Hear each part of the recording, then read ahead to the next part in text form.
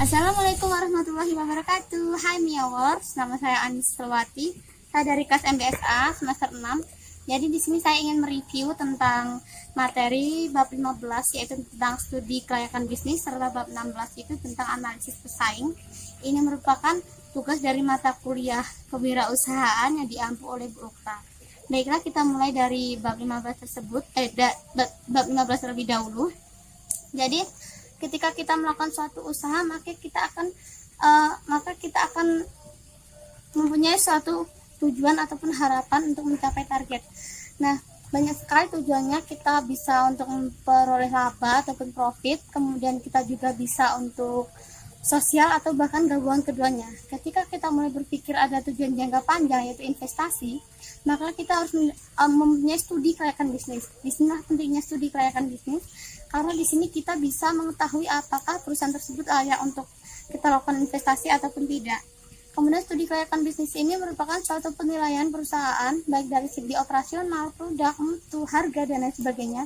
Apakah perusahaan tersebut memang tepat untuk mendapatkan predikat layak ataupun tidak. Kemudian tujuannya itu banyak sekali, diantaranya kita untuk menghindari resiko, kemudian kita melakukan perencanaan, melakukan kegiatan operasional, kemudian kita juga untuk pelaksanaan, kemudian pengendalian juga bisa.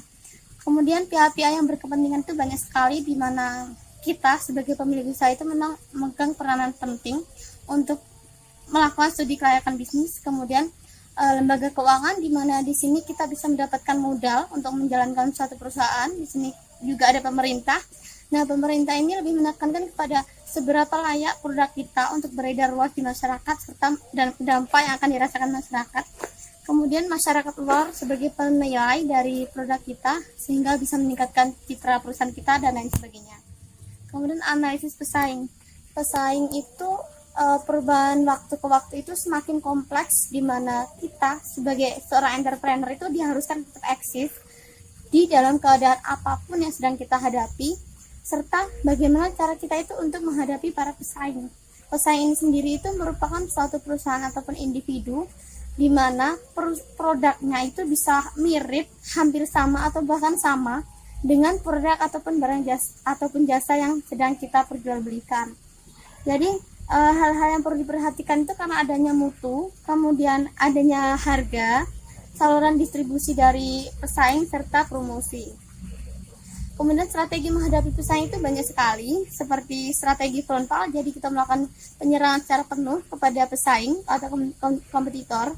Kemudian dari samping itu kita tidak berhadapan langsung dengan pesaing, tapi kita melakukan penyerangan dari arah samping. Kemudian pengepungan, jadi kita melakukan penyerangan dari segala arah kepada para kompetitor.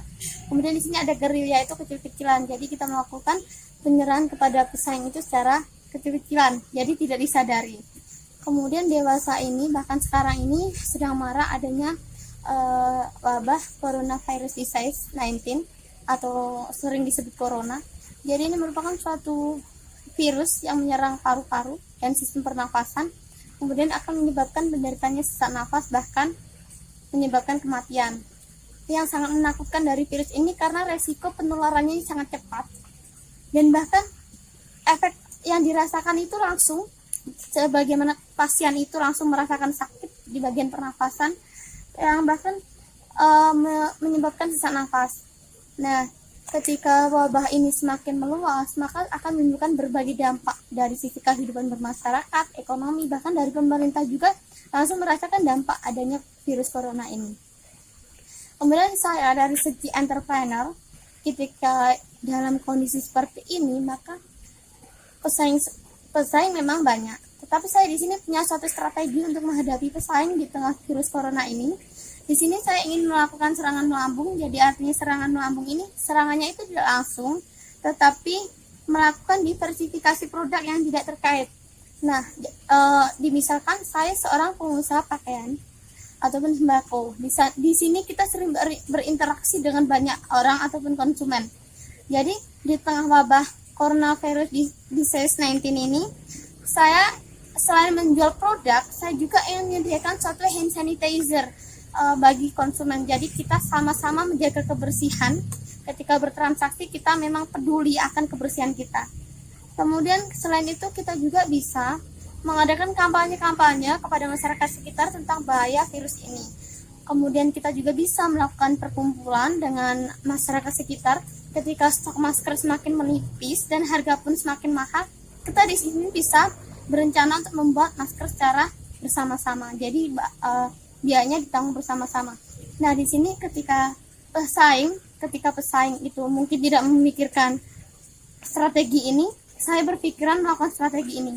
Selain dari sisi kemanusiaan, memang bisa meningkatkan citra perusahaan kita, sehingga perusahaan kita itu memang mendapatkan suatu nama tersendiri di benak pesaing, sehingga hal itu menyebabkan pesaing akan kembali lagi kepada kita.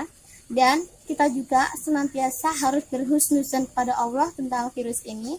Kita harus selalu percaya, sering menjaga imunitas, menaikkan imunitas kekebalan tubuh kita, mengikuti kebijakan pemerintah, kemudian menuruti apa yang dianjurkan medis dan lain sebagainya. Terima kasih. Wassalamualaikum warahmatullahi wabarakatuh.